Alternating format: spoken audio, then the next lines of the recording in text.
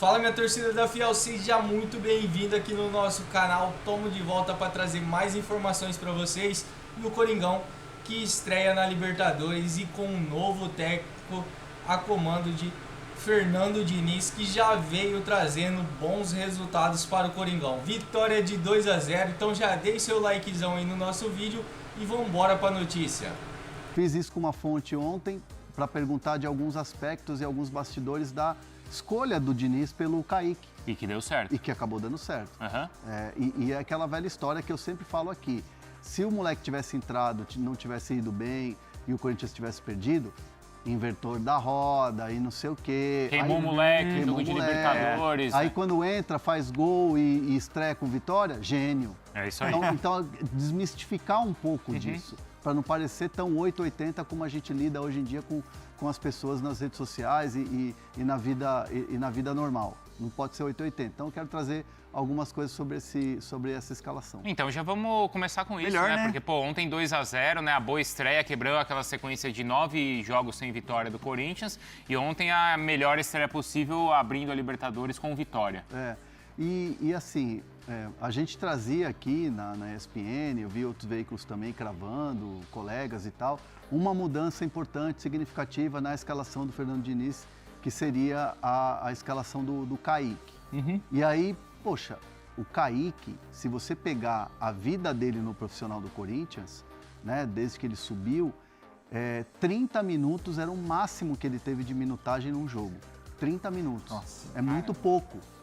E aí, de repente, vem um técnico que nunca pisou no Corinthians, que nunca trabalhou no Corinthians e que, de repente, escala o moleque.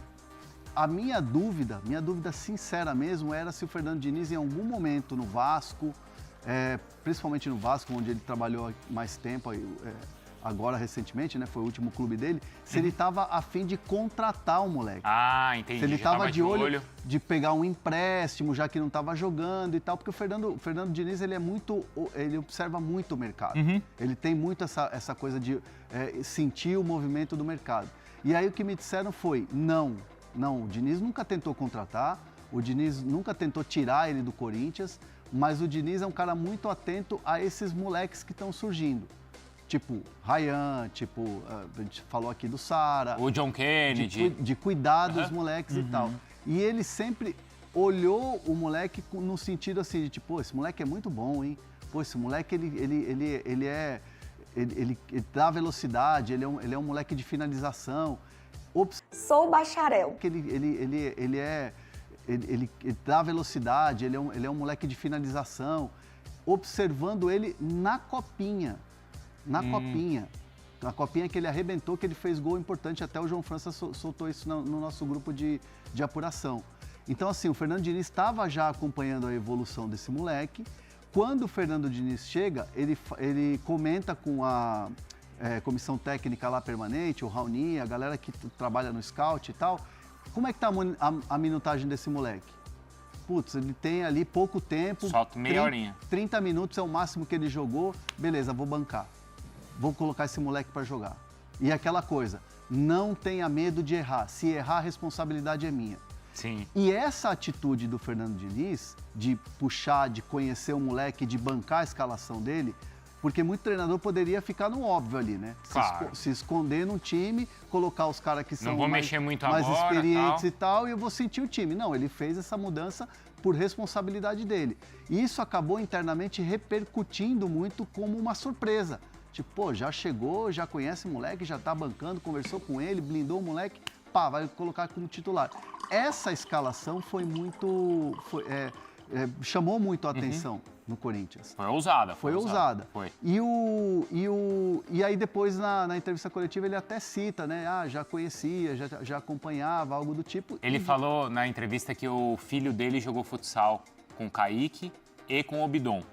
Falou, conheci esses moleques desde cedo, porque meu filho, quando jogava futsal, eles jogaram juntos. Acho que ali na Zona Leste mesmo. Ele falou o nome do clube, na Penha, né? Ele falou isso, algo nesse sentido. Então ele já vinha observando, como sempre observou, jovens de outro time. Mas me surpreende. Para mim, era certo. E assim, pensei nisso como uma experiência que eu tenho de negociação, de observação, de mercado e tal. Eu tinha certeza que o Diniz iria tentar contratar para algum outro clube ou para o próprio Vasco e tal. Mas não, me surpreendeu também a forma como se desenrolou tudo isso. E deu certo mesmo, né? Dá certo. Posso fazer um contraponto, não?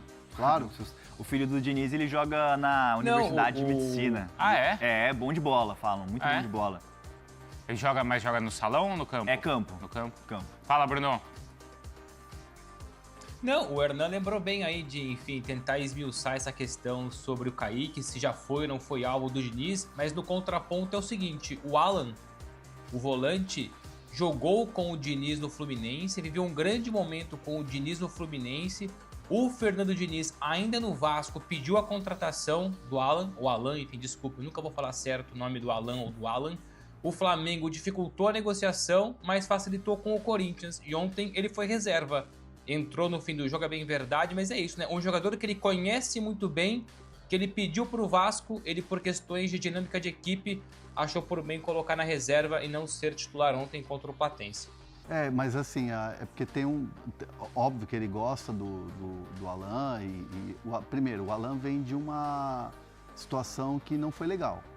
Sim. Assim, você bancar um cara no time titular, depois de uma multa, que o Corinthians, né, vai estabelecer essa multa para o Alan, pegou mal com a torcida, o time praticamente ali ficou com, né, 1 a menos e estava sendo massacrado pelo Fluminense, então deu uma queimada com o torcedor. O Diniz, de maneira muito inteligente, não saca o cara logo de titular para não causar aquela coisa de impressão para a torcida que o cara tá com os bruxinhos dele, como fala na gíria do futebol. Ele tem os bruxinhos dele, os caras que ele conhece e tal. Até nisso, acho que mérito do Diniz, né? E tem também um fator muito importante, que o tipo de volante de saída de jogo, de marcação, de saída, de toque de bola, que é muito a cara do jogo do Diniz, de primeiro volante, é o Ranielli. E o Ranielli é um cara que está com muita confiança, está com desempenho e confiança. Mesmo quando o Dorival estava com o time jogando mal, cansadão e tal, o Ranielli estava jogando demais. Por exemplo, contra o Internacional, o Ranielli comeu a bola. Ele jogou muito bem. Por isso que a gente falou, eu achei injusto como a torcida foi cobrar o Ranielli. Sim, sem dúvida. O Ranielli especificamente. Ficou travado quando a torcida foi cobrar ele. Não é um cara que tá deixando de se entregar, né, Hernan? Não. Eu achei injusto. Eu acho ele um bom jogador, muito bom jogador. E acho que na mão do Diniz ele pode crescer ainda mais. Talvez possa jogar até de zagueiro, né? O Diniz falou isso. Ele já jogou de zagueiro pelo Corinthians. Mas era o Ramon, talvez, mas era uma linha com 3 zagueiros, não era isso? E aí, porque depois o Dorival escolhia o Angileri para fazer o terceiro homem. Verdade. Do lado esquerdo. Liberando os pontas, mesmo com o Bidu de titular. Acho que até pela altura, né, do Angileri, acho que o Dorival, se não me engano, chegou a justificar na Argentina já jogou de zagueiro, né? Também? Talvez seja essa... E outra coisa, né? O Garro, no primeiro jogo, o primeiro impacto, o melhor possível também, 2 né? assistências. Não foi, Bruno Andrade? Porque a gente falava assim, precisa recuperar o Garro, precisa recuperar o Carrilho mesmo. Mas o Garro ontem já deu essa resposta. Totalmente. A gente falou isso ontem, né? Que 2 jogadores para o Diniz são fundamentais na filosofia de jogo, no perfil de jogo. Naturalmente, nem sempre jogarão juntos. Aliás, é muito difícil, até por uma questão mesmo de DNA de equipe, Carrilho e Garro juntos, até por conta do Ranielli. E vocês mais cedo explicaram. Mas o Garro ontem... aquela questão, né? Assim, não há uma oportunidade de causar uma segunda boa impressão, né? É a impressão que fica e pronto, acabou. E foi a melhor possível do Garro com o Diniz. Não tem a menor dúvida de que o Garro com o Diniz volta a ser o Garro de outrora, jogador importantíssimo, fundamental, criatividade, poder de decisão, liderança. E o próprio Garro, seguramente, quando olha para o Diniz pelo formato de jogo, também cresce a confiança. Nada como estar confiante, então é uma aposta efetiva, válida e que tem tudo para continuar. Agora depois é olhar para o segundo jogador, que é o Carrilho, se aos poucos ele vai ter também aí a minutagem suficiente para ser importante. Ontem entrou, não foi titular evidentemente, mas é isso. Claramente um Corinthians mais forte, por mais que tenha Memphis, que tenha Yuri Alberto, etc. Um Corinthians mais forte claramente passa pelos pés do Rodrigo Garro. O chat